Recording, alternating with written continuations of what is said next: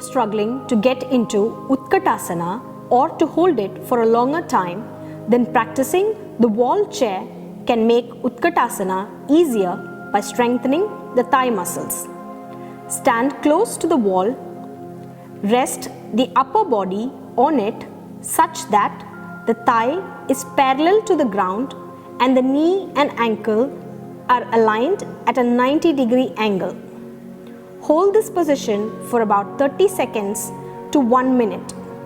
Doing this every day will improve the strength in the thighs, and over a period, one should be able to do Utkatasana easily.